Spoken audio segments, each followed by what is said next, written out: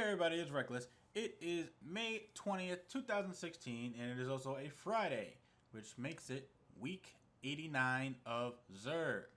So, let's go see what Xur has in his little shadow shop this week. So, Xur is located in the Tower North by the speaker. Just gonna head down there. We're gonna see what the Postmaster has, not the Postmaster, the Cryptarch has for us after this.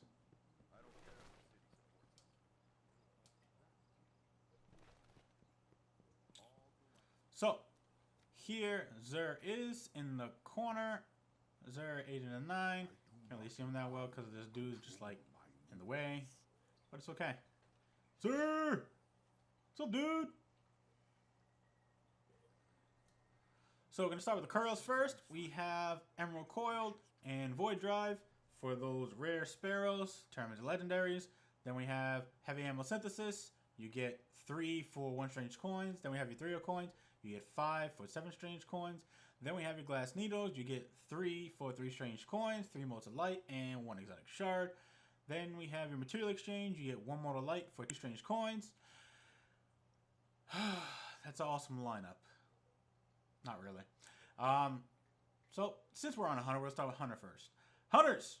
You guys get the Khepri Sting with a full strength build. Main perk on this reads, Touch of Venom. Gain invisibility after crouching in a place for a short time. Melee attacking an enemy from behind while invisible delivers 4 times damage. Melee attacks apply in lingering damage effect. So it'd be like AoE. I'm sorry, not AoE, dot damage. That's what lingering is for. Anyways, so secondary perks on this are Switchblade, Impact Induction, Hand Cannon Loader, and Fusion Rifle Loader. Now, this exotic is an okay exotic. It's not an immediate thing I would consider as an immediate buy. I would probably make this a tier 3. Only because of the fact of you have to, in order for it to get its full potential, you have to be behind somebody in order to melee them. And that's not really, that doesn't really happen a lot with the people because you're usually obviously going face to face. I'd get this just to get it. I wouldn't get it obviously as your main exotic. You could probably use this in PvE because in PvP there'd be too much stuff going around for you to even worry about trying to kill an enemy with your melee. So, but it doesn't say that it won't happen.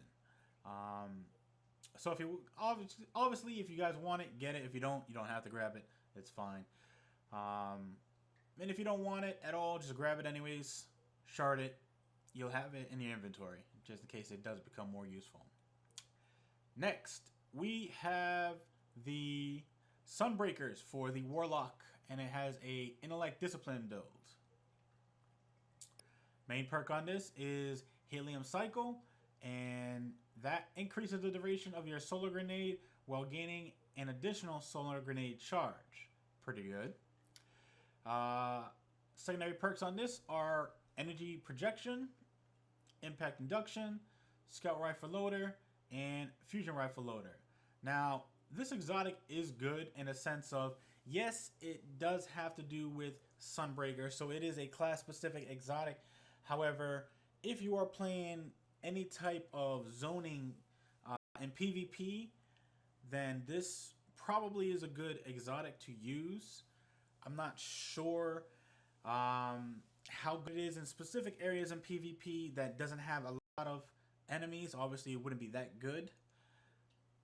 But I don't know. It's a decent exotic. I give it a tier 2 for the Warlock. But given the fact that the Warlock already has an ability to have 2 grenades, this kind of becomes a little bit redundant.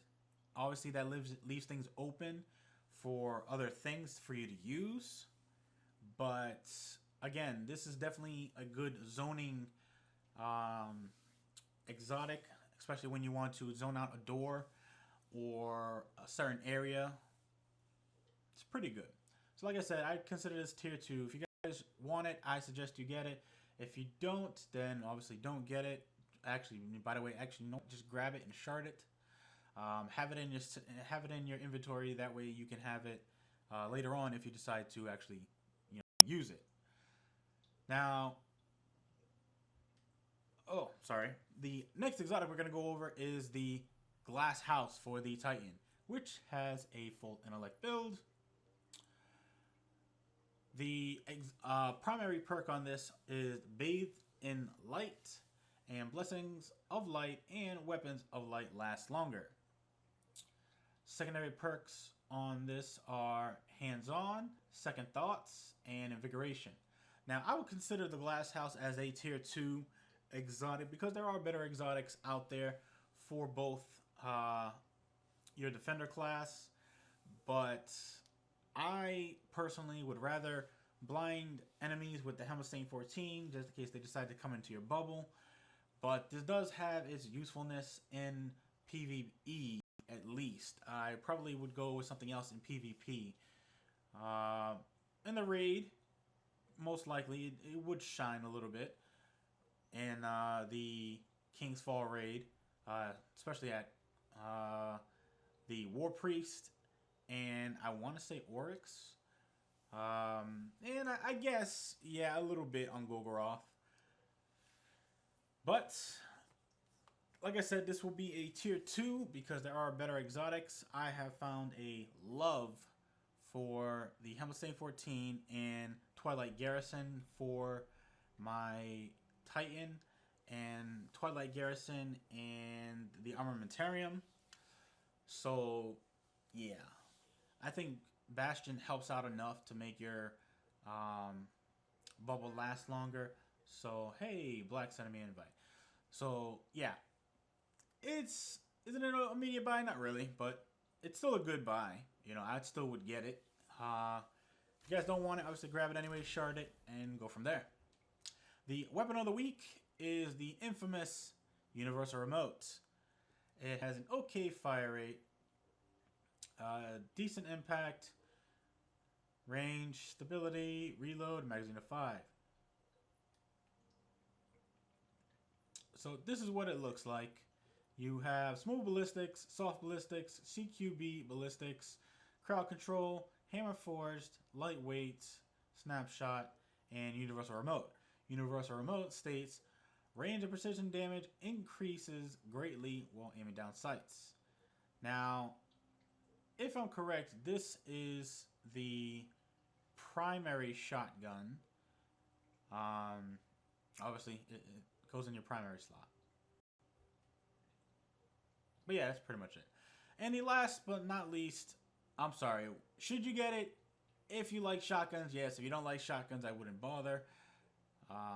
Otherwise, grab it, shard it, you'll be good. The last exotic is the infamous, worthless Legacy Engram. It is a chest engram for 29 strange coins. Don't worry about this. Just execute this away from your mind and not even worry about it. It's worthless. Anyways, so that is Xur 809 for week 89. Let me know what you guys think about the video in the comments below. This is Reckless. I'll see you guys later. Also, real quick before I do go, if you guys haven't seen that best exotic engram farming video, I will post a link to that in the description below. That way you guys can check that out. It's pretty awesome. I had a lot of feedback from forums and other people on the internet and YouTube and all that wonderfulness. So go check that out. So don't forget, you get hurt, hurt them back. You get killed,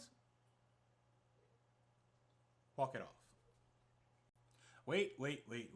I did promise that we would go to the was it the Cryptarch? Thank you, Guardian.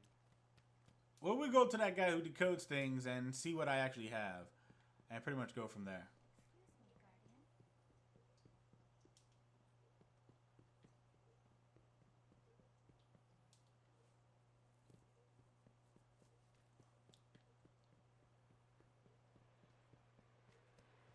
Yep, Cryptarch, yay. Raoul! What's up, dude?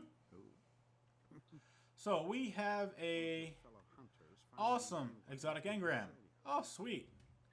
Well, back to the fight. Just gonna take that engram, pop it in there. That way it can go with the collection. Alright. See you guys later.